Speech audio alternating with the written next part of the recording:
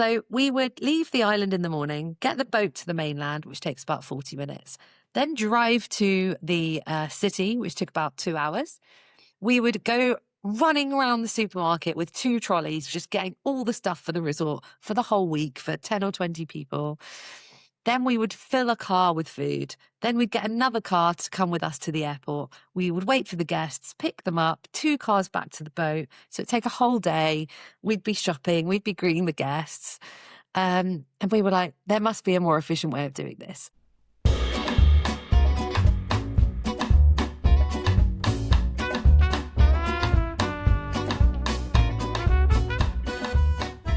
Hi everyone, welcome back to the podcast with me, Sophie, and this is going to be part 1 of a 2-part podcast. Isn't that exciting?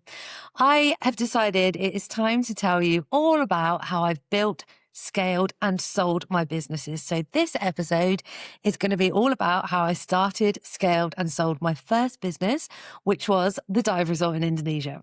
So I'm going to get straight into it.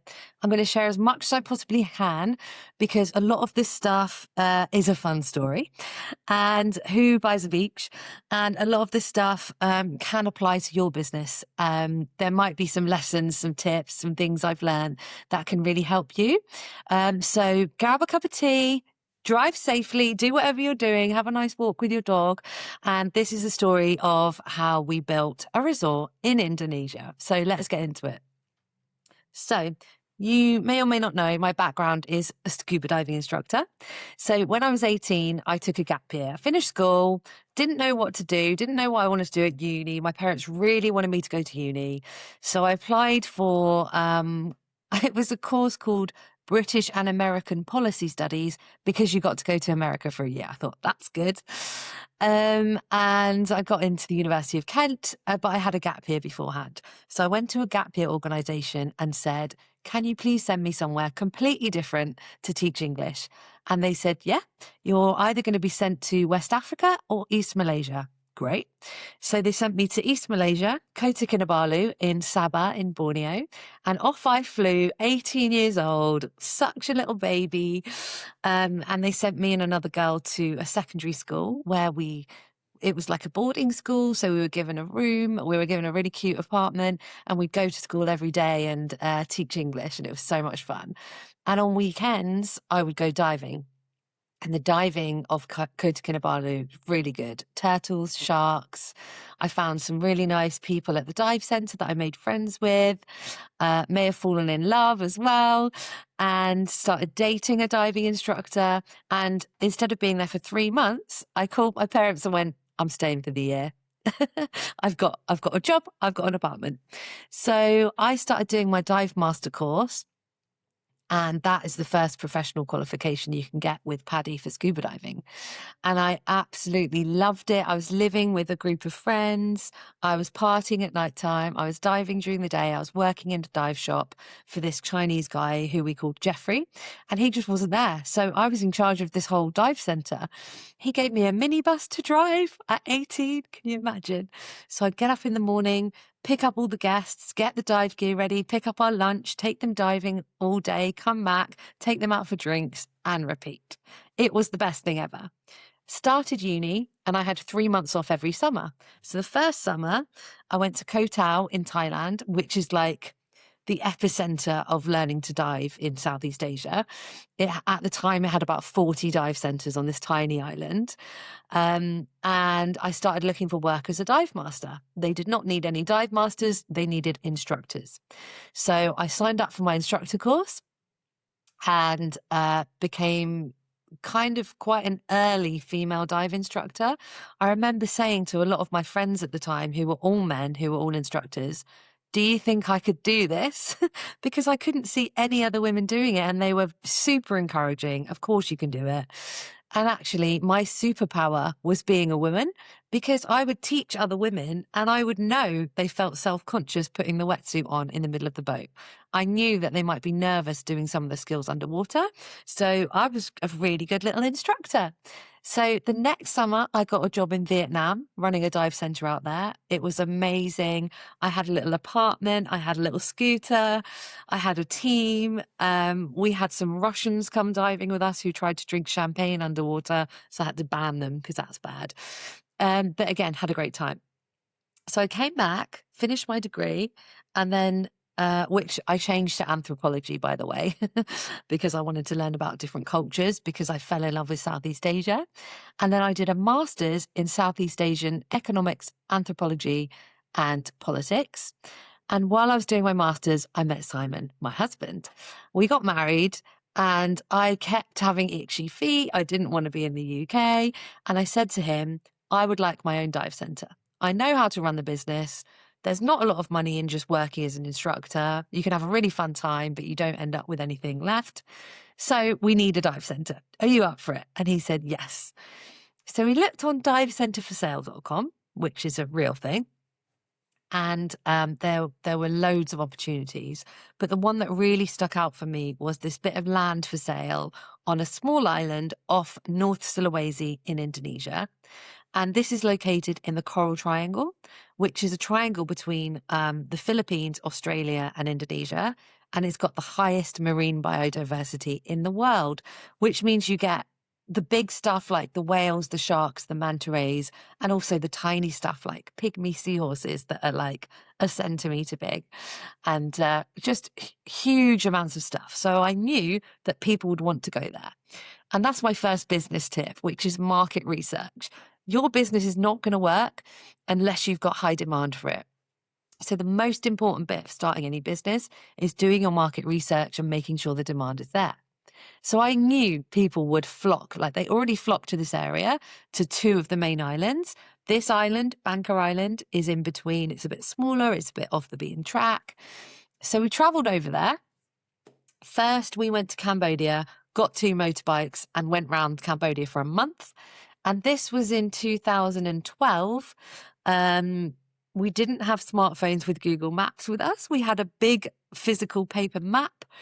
And we were just going off on all these dirt roads, which was a huge adventure. It was amazing. So after Cambodia, we did some free diving in Thailand, and then we made our way over to Indonesia.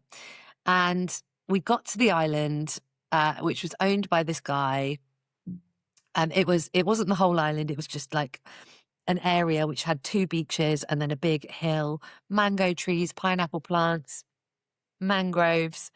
It's absolutely beautiful when you go in by boat to this island. And we fell in love with it. And then we thought, okay, how are we going to build this business? How are we going to make this work?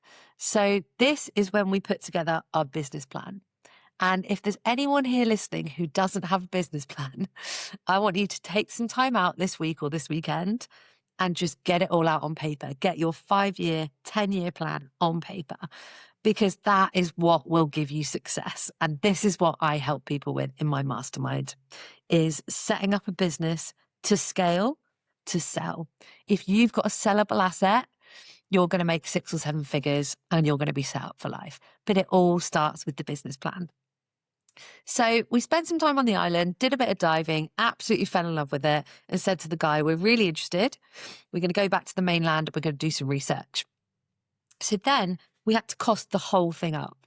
So we wanted 10 cottages on the beach, a restaurant, a dive centre, staff accommodation, 2 boats. We needed a team of staff. And it was off grid. So we needed a generator and a backup generator for electricity. We needed a well for water. We needed a whole water system, electricity system going on, plus marketing and sales. So we came up with a plan. We costed it up.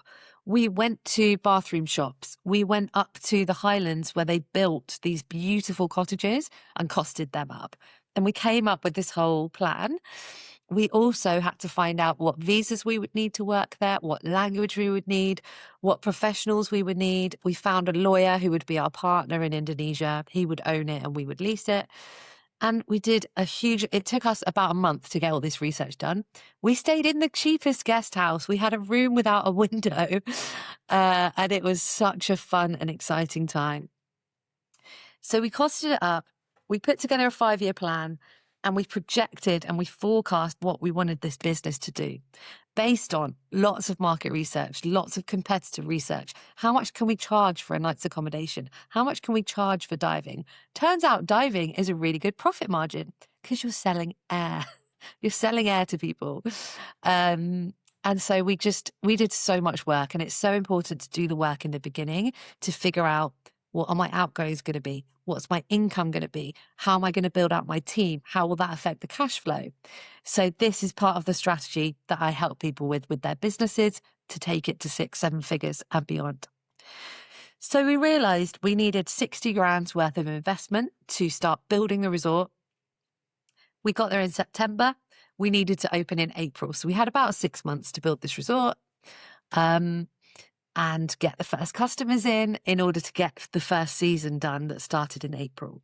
So then we decided to look for investment because we didn't have 60 grand. And I think it's really important to say, you don't just have to start a business by yourself and keep going and keep going and keep going, and then learn what a funnel is, learn what the marketing and sales and website and social media is. You're good at getting sales in, you can get clients in, but it's a bit feast and famine. And then hopefully you'll build a team one day. This is not what we do. We want to reverse engineer the end result. So you start with the end in mind. I started saying, I want a team of 10. I want 10 cottages. This is my vision. And then I just work back from there. How are we going to get it there? We need 60 grand investment to start straight away. So again, that's what I help people with.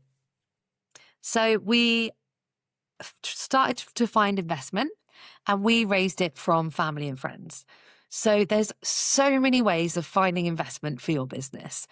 The first place to go is family and friends, because you can tell them your dream, you can tell them your vision, and they're going to be your cheerleaders, hopefully, to start with. Then there's private investors, there's banks, there's loan companies, there's loads of different ways that you can secure finance and investment for your business. So do not tell me you can't find it. I'll help you find it. I know where we can find it.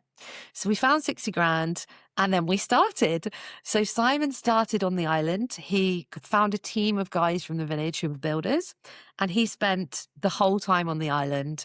No electricity, a small generator. He was going around with a head torch at night time and supervising the build during the day. And his Indonesian, he picked it up really quickly because he was surrounded by the guys all day.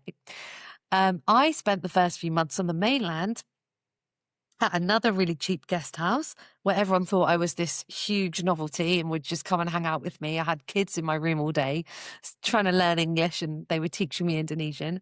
And every day I would go out and find a cafe or McDonald's or a hotel, anywhere that had free Wi-Fi. I'd be building the website. I would be going on social media. I'd be contacting dive clubs around the world to try and drum up interest. And eventually we got some bookings in. And I remember speaking to Simon and saying, we've got our first booking. We have to be ready to open in April. And it was so exciting. And we didn't know anything about running a resort, but we were so excited and we were ready. So by the time it got to April, we opened and our first guests arrived, and we'd hired a few team members. So we had a couple of cooks. They were our ladies who would cook all the meals, and they would do the housekeeping as well. And then we had a boat captain, boat crew, dive guide, and compressor technician. And that was it. We were ready.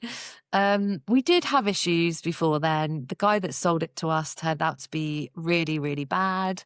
He tried to get us deported. He tried to take our visa off that he'd sponsored. We were really, really scared of that. So we just went to Singapore, got a new visa on our own terms, in our own names, and came back.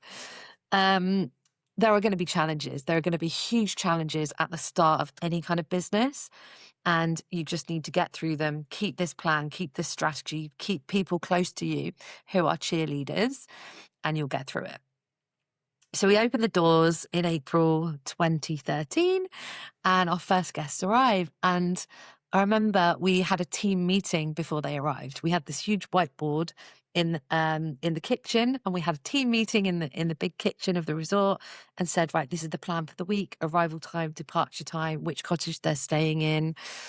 And I remember the team asking questions, and they all were looking at me for answers. And I thought, okay, I'm now the leader. I need to step up. I need to step up. I need to make decisions, and I need to take accountability and responsibility for those decisions. So that was my first time really going, yeah, I'm having this mindset now of a leader. Whatever I decide, I need to run with and I need to take responsibility for. So the first guests arrive.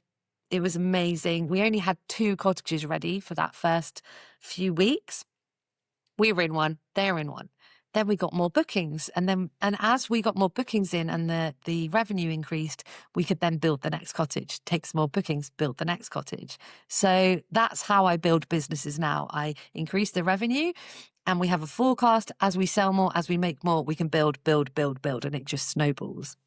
And we ended up with all of our lovely cottages, and we started getting lovely guests who wanted to be off the beaten track. And it was kind of like a homestay. So they would stay with us. We'd all eat our meals in the restaurant at this huge table with a big seahorse carved into the middle of it, which was our logo. And we would take them diving every day, and we would look after them, and we would feed them and just become friends with them, really. So we've now got this group of friends around the world who we've dived with, which was very special. And then they started coming back, and we had returning guests. And I remember we had the 2 blokes who were best friends came, and one of the guys said, I'd like to come back next year with my 2 nephews.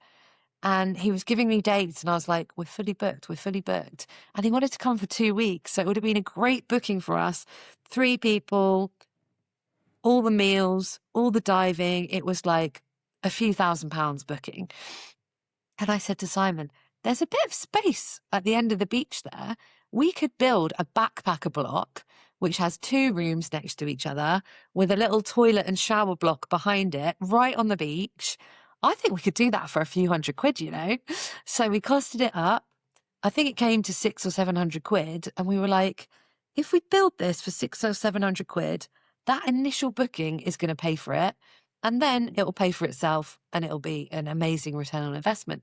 So we said to the guy, yeah, we'll book you in. We'll take your deposit. We used that deposit to build the backpacker huts, and they came, and that was even more revenue generated for the business. So it was brilliant. And I remember developing our systems for the business. So in year 1, we would get people to fly in on a Saturday and fly out on a Saturday. And that was our guest turnover. They were the rules. So we would leave the island in the morning, get the boat to the mainland, which takes about 40 minutes, then drive to the city, which took about 2 hours.